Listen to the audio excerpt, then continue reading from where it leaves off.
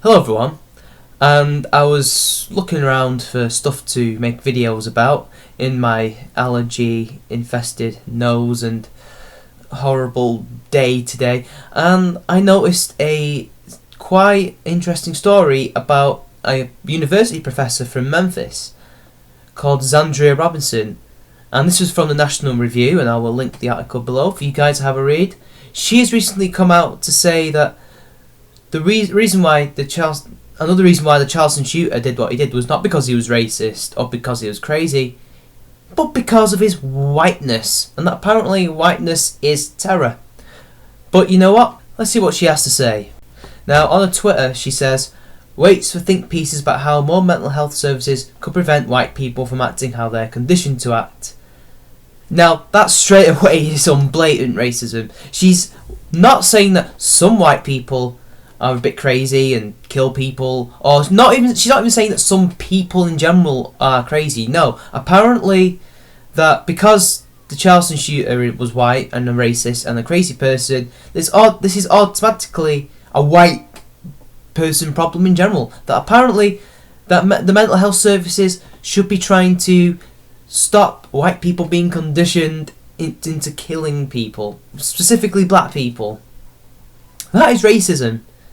That is no, apart from the actual shooting itself, that is just as bad as his views on ethnic minorities. Okay, I don't see any difference between his manifesto and what she's writing on Twitter.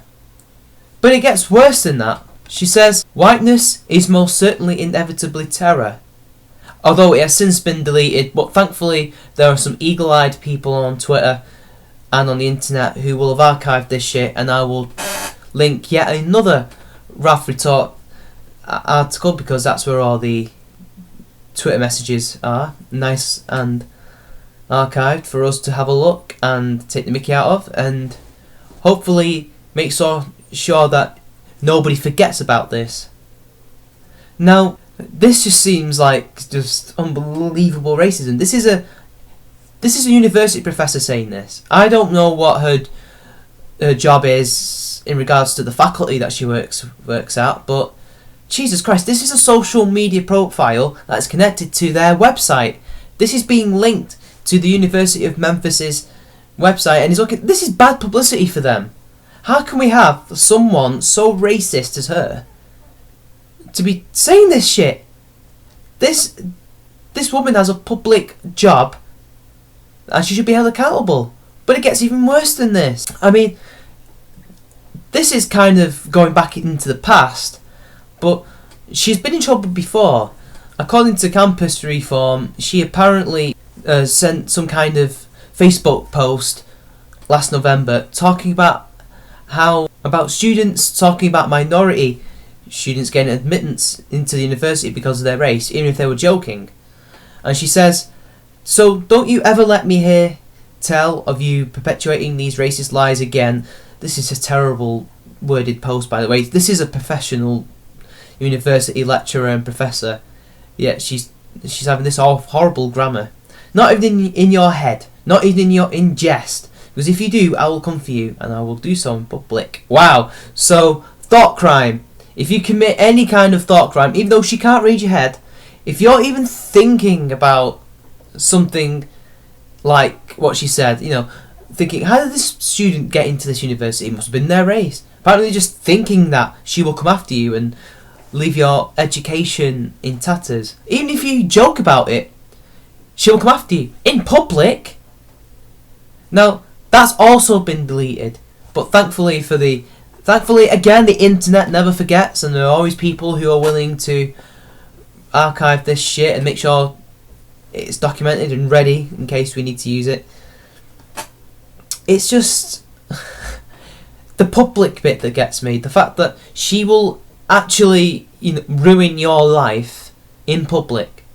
And that's not because she thinks she can do it. It's because society as a whole can let her do it. Because when it comes to social justice warriors and everybody else, there's two different sets of rules. A male scientist can make a joke about women being distracting in the laboratory, but then he loses his job. He loses his job because of that. But this woman who's happens to be black and also happens to be a woman can say this racist shit that is as bad as a Charleston shooter's manifesto and get away with it. She still has a job, by the way. This woman still has a job. I mean, to be fair, this is all some kind of weird projection anyway, even though she's been completely open with her racism. You know, she's trying to say that the white people are the racists, that they're the ones who are conditioned to hate and to kill. Yet so far, all I'm seeing is somebody else being conditioned to hate and wanting to lock away someone because they happen to be white.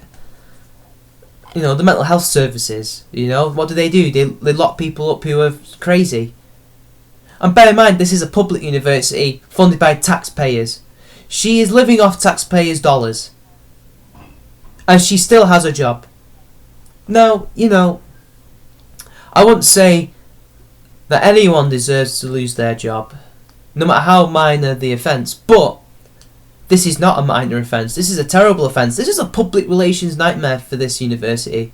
This woman is literally being openly racist, and she still has a job.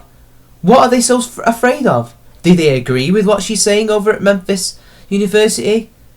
Or are they afraid of the inevitable backlash from Twitter where they said, oh, racism for sacking this university professor?